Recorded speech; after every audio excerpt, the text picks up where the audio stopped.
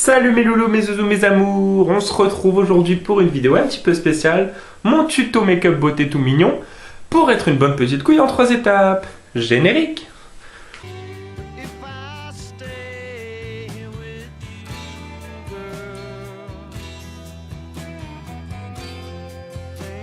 Une bonne petite couille en 3 étapes. Tout d'abord, il faut s'inspirer de Michael Youn pour avoir une tête de bite. Étape numéro 2. Pour être une bonne petite couille, la deuxième étape, c'est de connaître ses classiques. Notamment, il faut avoir vu l'intégrale des Flics à Beverly Hills, avec l'excellent Eddie Murphy qui joue Axel Foley et qui rencontre un mec qui lui explique comment être une bonne couille. Tout changer, il faut tout changer. La va être ronde comme une couille. Eh ben quoi, vous êtes critique d'art? S'ils veulent vivre dans une couille, laissez-les vivre dans leur couille, c'est des mecs pleins aux as. Étape numéro 3, tout simplement, pour être une bonne petite couille, il faut avoir une hygiène bitaire essentielle. Il faut utiliser un dentifrice très spécial, le Tony Glandil. Tu fais ce que tu veux, mais moi je me brosse régulièrement la bite avec Tony Glandil. Et voilà mes zouzous, c'était une toute petite vidéo très sympa, très choupi, très mignonne, pour être une bonne petite couille en 3 étapes. Ciao ciao! Salut les toqués, Chapeau et toqués en ligne, bonjour, bonsoir comme d'habitude, je sais pas quand vous allez regarder la vidéo, ou simplement si vous allez la regarder. Voilà, j'espère que la petite intro tuto make-up de comment être une couille en 3 étapes vous aura plu, vous aura bien fait marrer. Voilà, c'est le genre de truc où quand on me lance là-dessus, je suis pas le dernier pour déconner, donc voilà. Donc voilà, on se retrouve pour une nouvelle semaine, chaque semaine son top. Aujourd'hui, le top 10 de mes comédies préférées. Donc voilà, je rappelle une petite chose, c'est mon top 10 personnel. Ça vous plaira pas forcément, vous serez pas forcément toujours d'accord ou pas du tout d'accord avec moi. C'est votre droit. Sachez que moi je respecterai votre top, donc respectez le mien. Donc voilà, je vais commencer tout de suite. Donc il y aura de la comédie française, il y aura de la comédie américaine, du connu, du moins connu, du culte. Voilà, il y en aura pour tout le monde. Je vais commencer tout de suite. Alors, avec le premier film, donc mon numéro 10, qui est une comédie qui m'a vraiment beaucoup fait marrer à mon premier visionnage et qui me fait toujours autant rire. Avec, selon moi, un casting vraiment exceptionnel. On retrouve Mélanie Laurent, Jérémy Régnier, Florence Foresti, François Damiens ou encore Marion Cotillard. Vous avez sûrement deviné duquel film je veux parler. Il s'agit de Dickeneck, Grande Gueule.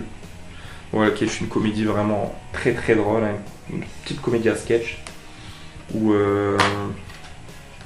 on retrouve plusieurs situations qui vont nous mener à un rassemblement presque général de tous les personnages. Et donc voilà, donc je vais pas présenter, hein, je pense que là beaucoup de monde connaît ce film. Il est très culte, il a énormément de dialogues vraiment très connus. Donc voilà, donc c'est Dickeneck pour mon numéro 10. Ensuite, pour le numéro 9, c'est une comédie, je pense, moins connue, mais qui est quand même tout de même très connue. C'est une comédie américaine avec l'excellent Sean William Scott, alias Steven Stifler dans la saga American Pie, entre autres, et Paul Rudd.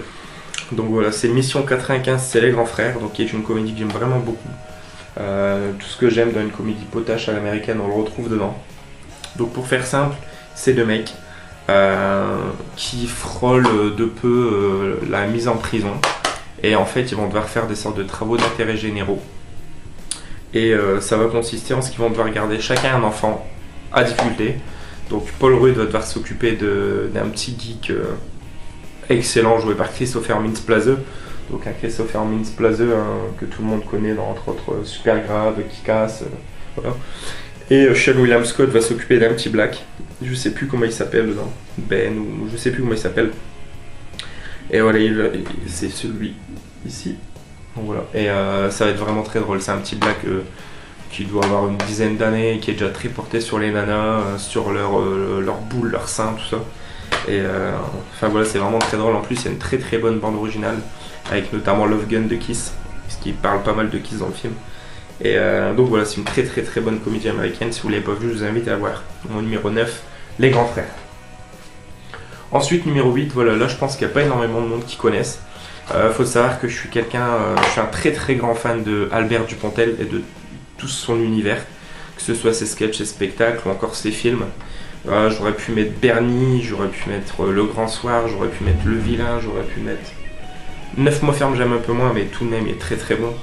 Le Créateur, enfin voilà. Mais non, j'ai mis Enfermé dehors, qui est mon film avec Albert Dupontel préféré, qui est une comédie qui va à 100 000 à l'heure, qui est vraiment ultra rythmé, qui est très très drôle. Il y a des passages, mais vraiment à mourir de rire. C'est très what the fuck, franchement, c'est vraiment. En gros, pour résumer, c'est Albert Dupontel joue un SDF qui va tomber sur un costume de flic et il va se mettre dans la peau du flic et vraiment s'accaparer le rôle, tout ça. Et ça va être vraiment très très drôle, quoi.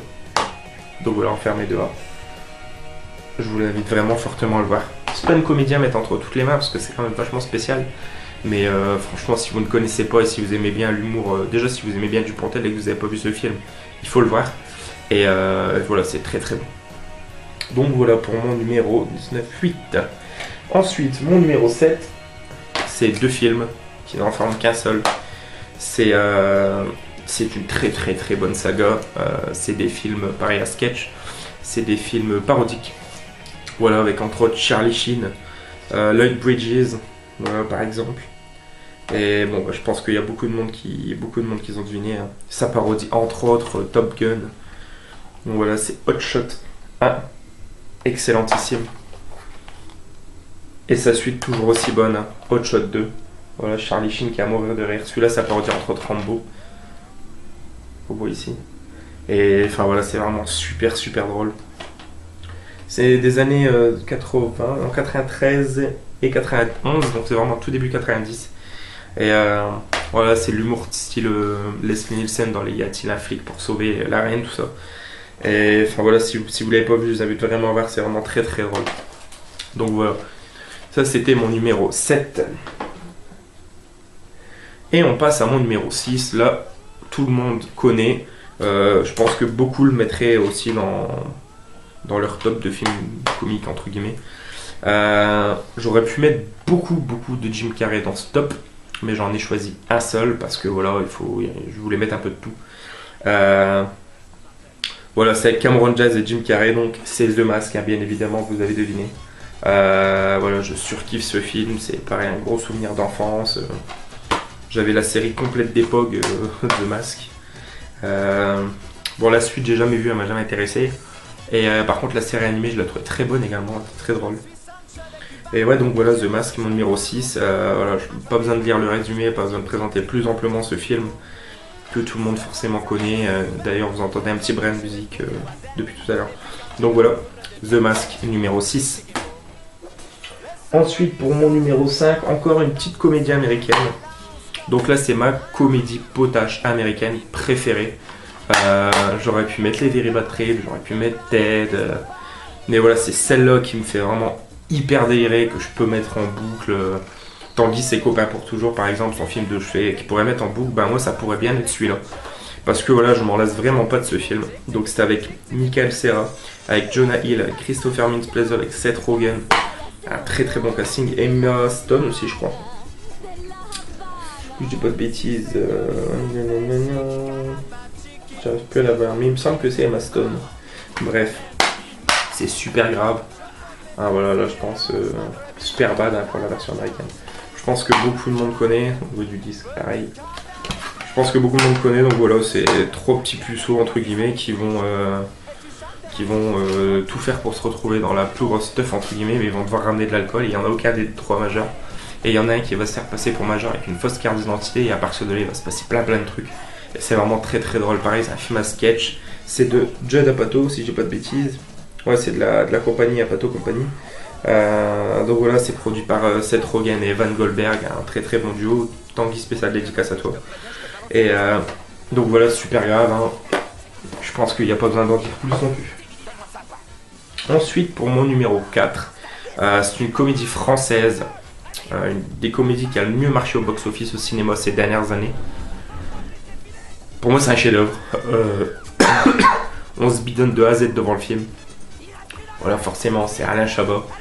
Donc, voilà. Astérix et Obélix, Mission Cléopâtre.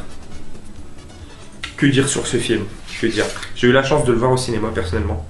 Et je me marre toujours autant quand je le regarde.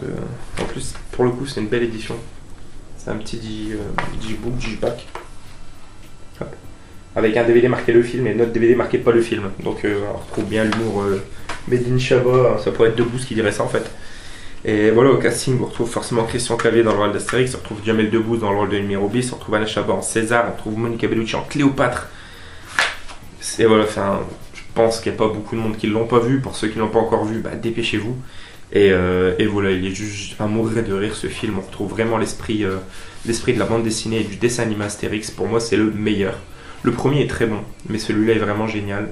Jeux Olympiques, à voir une fois, et au service de Sa Majesté, pareil, oubliable. Mais voilà, par contre, s'il fallait en garder qu'un seul, pour moi, ce serait celui-là. Donc voilà, Mission Cléopâtre. Pour moi, numéro 4. Et là, on va rentrer dans du lourd de lourd. Voilà, le numéro 3, par exemple, on parlait de films cultes. Je venais de parler d'Alain Chabat. Alain Chabat, forcément relié aux nuls. Et les nuls nous ont, pour moi, fait une des meilleures comédies de tous les temps. D'ailleurs, pour moi, la meilleure comédie française, encore à ce jour. C'est ultra connu, c'est ultra culte. C'est La Cité de la Peur. Voilà, en plus je suis très content parce que c'est un film qu'on trouve relativement cher en général et je l'avais vu pour 1,99€ il y a quelques semaines. Et voilà, enfin il est à mourir de rire ce film, franchement le nombre de références à la pop culture dedans c'est impressionnant. La scène de danse sur la carioca est très très drôle, il y a un petit côté forcément horreur puisque c'est la traque d'un serial killer entre guillemets, l'assassin du film Red is Dead, voilà donc qu'on voit ici. Hein. Donc voilà, c'est vraiment très très drôle, il y a des scènes cultes, il y a des dialogues à mourir de rire. Donc voilà, encore une fois, pour ceux qui n'ont pas vu ce film, foncez à tout prix voir ce film, c'est un monument du cinéma français selon moi. Donc voilà, La Cité de la Peur, le film des nuls. Et là on rentre dans le numéro 2. Et le numéro 2, je pense que pour le coup, il n'y a vraiment pas beaucoup de monde qui connaît. Voilà, c'est là encore, c'est un souvenir d'enfance, c'est un film que je regardais avec mon oncle. L'acteur principal c'est Peter Sellers. Donc Peter Sellers, si son nom vous dit pas grand chose, c'est si je dis pas de bêtises, l'inspecteur Clouseau de La Panthère Rose. Et c'est aussi celui qui joue Dr Folamour, entre autres. Donc voilà, ce film c'est The Party. Et The Party c'est tout simplement vraiment une des meilleures comédies de tous les temps pour moi. C'est un très vieux film, hein. C'est un film de 1968. Et donc voilà, Peter Sellers en fait incarne un acteur hollywoodien, mais c'est un acteur du Burundi, enfin de Bollywood. Et il va devenir un indésirable parce que voilà, partout où il passe, il faut que du bordel, il arrive que des merdes sur les plateaux, tout ça. En fait là pour le coup, c'est il va tourner un film et une des scènes principales du film, il faut s'apercevoir qu'à un moment il a une montre alors que c'est impossible dans l'époque qu'il tourne le film. Et donc voilà, il va être blacklisté, il va être mis interdit sur toutes les listes et tout. Et il va se retrouver par hasard dans la plus grosse fête de tous les acteurs d'Hollywood, tout ça. Et il va foutre un boxon pas possible. Enfin, c'est vraiment génial. Au niveau de l'écran du menu, on peut s'apercevoir qu'il y a un éléphant peinturluré. Bah, franchement, je vous invite à regarder le film rien que pour voir cette scène avec l'éléphant qui est génial. Le film, de toute façon, est vraiment génial. Enfin, regardez d'ailleurs l'éléphant, on le retrouve sur le CD. Et regardez-moi en plus la beauté de la jaquette, franchement elle est vraiment trop stylée, on voit vraiment le côté rétro, le côté très psyché. Et là on voit que le titre est dans une bulle, parce que là une grosse partie du film se passe à proximité d'une piscine. Et enfin voilà, pour ceux qui aiment bien les vieilles comédies, les trucs bien cultes, les trucs bien 60s, entre 60s et 70s, bah, je vous invite franchement à voir ce film qui est vraiment génial, je pense que beaucoup de monde pourrait aimer. Donc voilà, The Party. Et là on va passer au numéro 1 les amis, et le numéro 1, bah voilà, tout le monde connaît. Je vais pas en parler sans s'étendre. Là encore une fois, comme tout à l'heure, Jim Carrey The Mask, j'aurais pu mettre plein de films, j'aurais pu mettre Dumb and Dumber, j'aurais pu mettre Truman Show, j'aurais pu mettre Menteur, enfin voilà. Bruce Tout-Puissant, bref. Là c'est pareil, c'est un film de Robin Williams. J'aurais pu mettre Jumanji, qui est une comédie fantastique, mais une comédie quand même. J'aurais pu mettre Good Morning Vietnam, qui reste une très putain de bonne comédie. Mais voilà, j'ai choisi ma comédie culte de Robin Williams, c'est Madame Doubtfire. Voilà, Madame Doubtfire, que forcément tout le monde connaît. Qui est vraiment un des meilleurs rôles, mais pour moi tous les rôles de Robin Williams sont un de ses meilleurs rôles, donc j'aime tellement cet acteur. Voilà, Madame Doubtfire, j'ai pas besoin d'en dire plus, le titre se suffit à lui-même. Donc voilà, avec Robin Williams, on retrouve aussi Pierce Brosnan. Et voilà, c'est un film de Chris Columbus. Hein, pareil, j'aurais pu mettre Maman, j'ai raté l'avion de Chris Columbus, mais je peux en mettre tellement de films. Peut-être que par la suite, je ferai un autre top 10 de mes comédies, parce que j'en ai tellement des comédies que j'adore que... Donc voilà. Donc c'est fini pour ce top. J'espère que ça vous aura plu. N'hésitez pas à me laisser en commentaire votre top 10 de vos comédies préférées. Ou faites-en une vidéo, ça pourrait être vachement cool, encore une fois, hein, comme pour toutes les vidéos que vous faites. Et qu'on partage à travers le groupe nos différents avis, nos différentes opinions, nos différents goûts. Ça se fait connaître toujours plus les uns les autres et ça c'est vraiment cool. Donc quant à nous, on se retrouve pour une prochaine vidéo qui sera sûrement un achat récent ou alors une suite de ma collection. Ou alors possiblement, et alors ça vaut quoi, ça fait un moment que j'en ai pas fait. Et voilà, je pense reprendre. Donc voilà, c'est tout pour nous. J'espère que cette vidéo vous aura plu. N'hésitez pas à commenter, à liker. Comme d'habitude, ça fait toujours plaisir. Et on se retrouve très bientôt. Ciao, ciao les toqués. Et nous souhaitons à tout le monde avec nos vœux sincères Un joyeux anniversaire, un joyeux anniversaire, un joyeux anniversaire, mon cher. Et nous souhaitons à tout le monde avec nos vœux sincères un joyeux anniversaire, un joyeux anniversaire, un joyeux anniversaire, mon cher.